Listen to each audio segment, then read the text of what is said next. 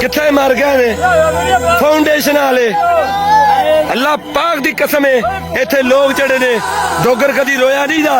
अज सानू नजर नहीं आंदा पिया डोगर अंदरों रोंदे पे ने। साडे नाल कोई अख नहीं मिलांदा पिया, अंदरों खून दे आंसू रोंदे पे ने।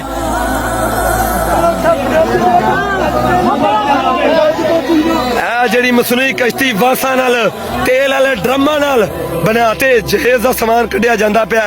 ਮਰ ਮਿਟ ਕਿਉਂ ਨਹੀਂ ਗਿਆ ਸਾਂ? ਅੱਜ ਇਹ ਨਜ਼ਾਰਾ ਵੇਖਣ ਨੂੰ ਮਿਲਦਾ ਪਿਆ। ਡੁੱਬ ਗਏ ਲੋਕ। ਅੱਜ ਜਨਤਾ ਲੱਭਦੇ ਜੇ ਤਲਵਾਰ ਪੋਸਟ ਤੇ ਜਨਤਾ ਨੇ, ਤਲਵਾਰ ਪੋਸਟ ਤੇ ਜਨਤਾ ਲੱਭਦੇ ਜੇ ਜਿਵੇਂ ਜਨਤਾ ਲੱਭਦੀਆਂ ਨੇ।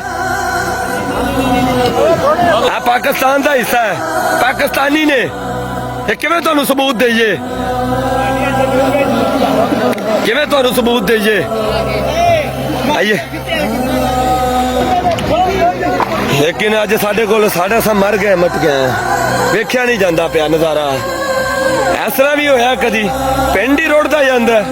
ਡੁੱਬ ਗਏ ਨੇ ਆਪਣੇ ਜਾਨਵਰਾਂ ਨੂੰ ਪੱਠੇ ਪਾ ਦੇ ਘਰਾਂ ਦਾ ਵੀ ਨਹੀਂ ਕਿਸੇ ਨੇ ਫਿਕਰ ਕੀਤਾ। ਘਰਾਂ ਚੋਂ ਇੱਕ ਚੀਜ਼ ਨਹੀਂ ਫੜੀ ਗਈ। ਘਰ ਦਰਿਆ ਬੋਸ ਹੋ ਗਏ ਨੇ, ਜ਼ਮੀਨ ਖਾ ਗਈ, ਆਸਮਾਨ ਨਿਕਲ ਗਿਆ। ਇਹ ਕੀ ਹੋ ਗਿਆ? ਅਫੜਾ ਦਫੜੀ ਦਾ ਆਲਮ ਪੈ ਗਿਆ, ਅਫੜਾ ਦਫੜੀ ਹੋ ਗਈ ਇੱਥੇ।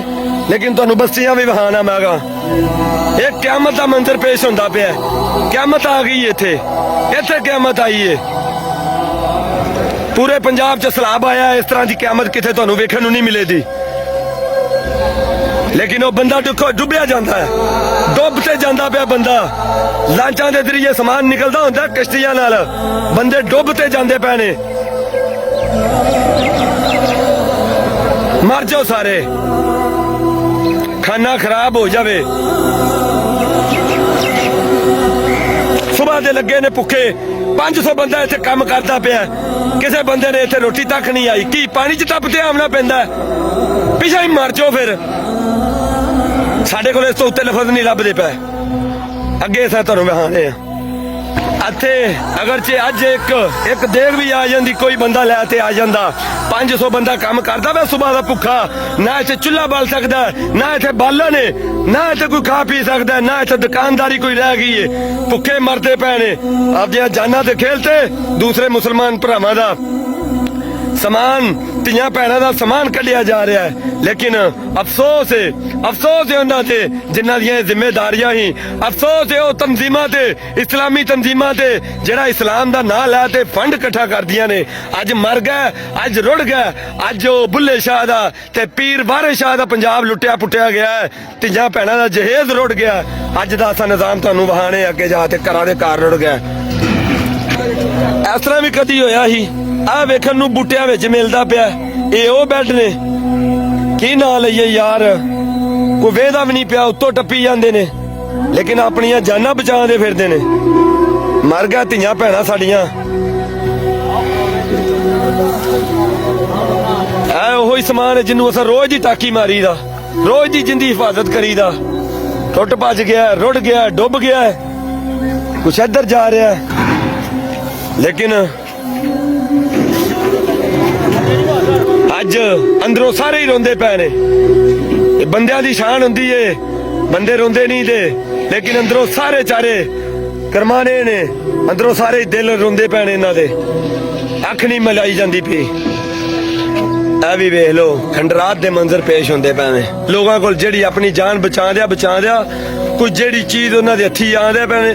ਆਪਦੇ ਹੱਥਾਂ ਨਾਲ ਜਿਹੜੀ ਚੀਜ਼ ਨੂੰ ਬਣਾਇਆ ਜਾਂਦਾ, ਸੰਵਾਰਿਆ ਜਾਂਦਾ, ਅੱਜ ਆਪਦੇ ਹੱਥਾਂ ਨਾਲ ਵਖੇੜਦੇ ਪਏ ਨੇ। ਅੱਜ ਰੋਵਣ ਆਉਂਦਾ ਪਿਆ, ਗੱਲ ਨਹੀਂ ਹੁੰਦੀ ਪਈ। ਲੋਕ ਕਿਸ ਦਰਦ ਦੇ ਅੰਦਰ ਲੱਗੇ ਫਿਰਦੇ ਨੇ। ਇਹ ਘਰ ਬਾਬੇ ਉਮਰ ਦਾ ਹੈ। ਬਾਬਾ ਉਮਰ ਤੁਹਾਨੂੰ ਪਤਾ ਹੈ, ਮੌਲਵੀ ਬੱਲੇ ਵਾਲੇ ਦੇ ਵਿੱਚ ਮਸਜਿਦ ਦੇ ਸਾਹਮਣੇ। ਇਹ ਵੇਖ ਲੋ, ਅੱਜ ਫਿਰ ਖੰਡਰਾਤ ਦਾ ਮੰਜ਼ਰ ਪੇਸ਼ ਕਰਦਾ ਪਿਆ। ਮੈਂ ਤੁਹਾਨੂੰ ਵਹਾਣਾ, ਨਾਲ ਹੀ ਰਹਿਣਾ ਤੁਸੀਂ।